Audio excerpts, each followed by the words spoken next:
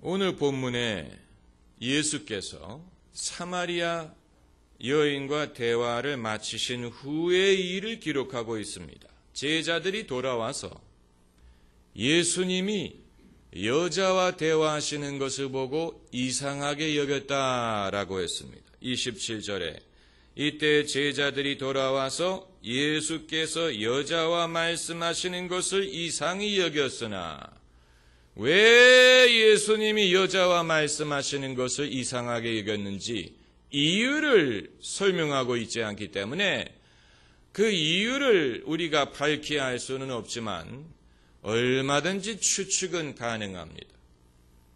없인 여겼기 때문입니다.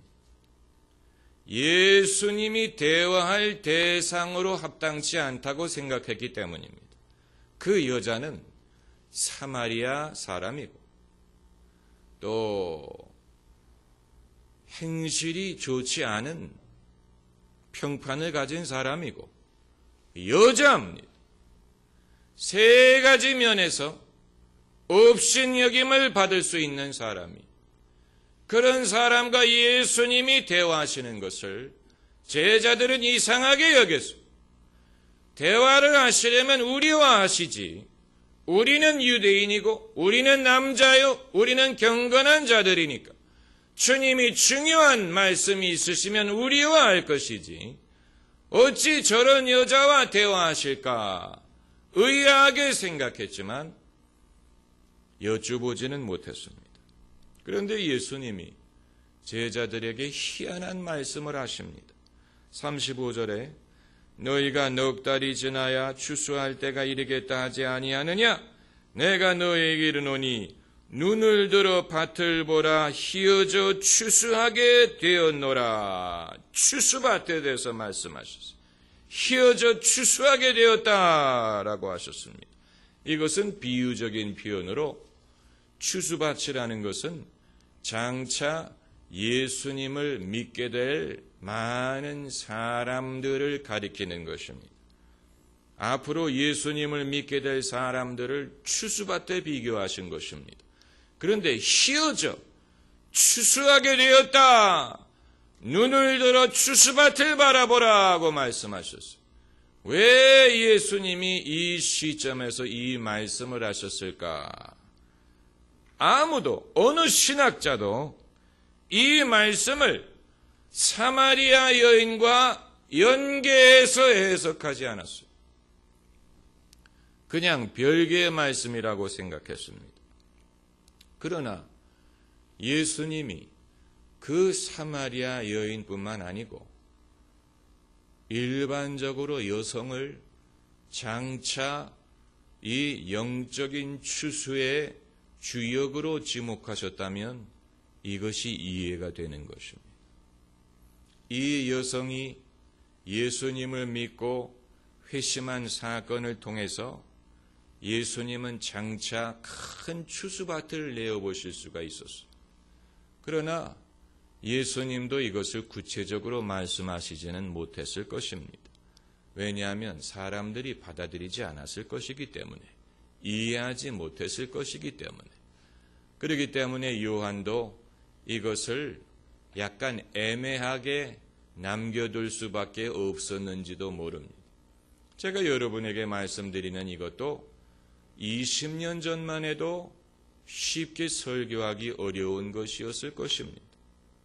그러나 시대의 변화와 함께 이제 여성이 그저 교회에서 돕는 역할뿐만이 아니고 사회에서 주도적인 역할을 하게 된다면 차라리 그것이 영적인 위상을 확인해주는 역할을 해줄 수가 있는 것입니다. 다시 말하면 사람이든 국가의 영적인 위상은 어떤 경제적인 위상이 따라주지 않으면 사람들이 인정을 쉽게 하려고 하지 않습니다.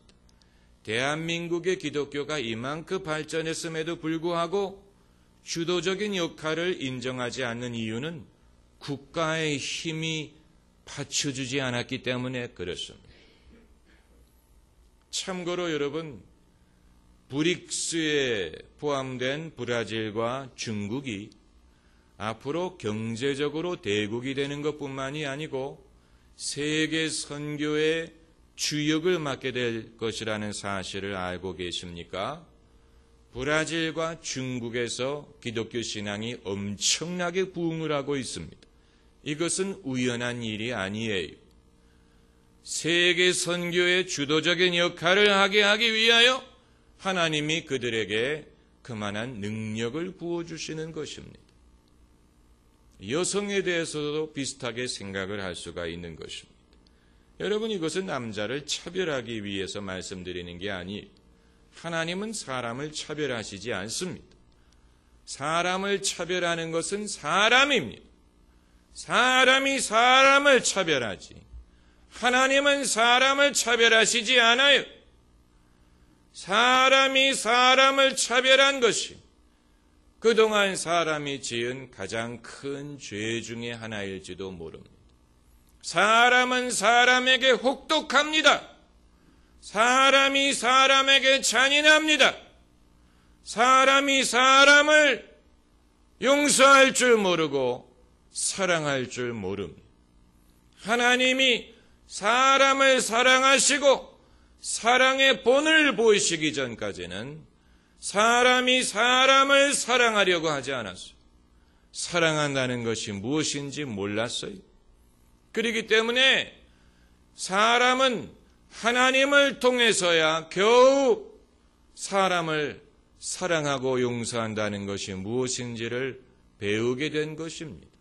이건 사람이 스스로 깨달을 수 있었던 것이 아니 하나님께 멀리 돌아가서야 겨우 사람이 하나님의 형상으로 지음받았다는 사실과 지극히 작은 자도 귀중하다는 사실과 남자든 여자든 나이든 사람이든 어린 사람이든 부자든 가난한 사람이든 다 귀중하고 다 하나님의 사랑의 대상이라는 것을 겨우 알게 된 것입니다.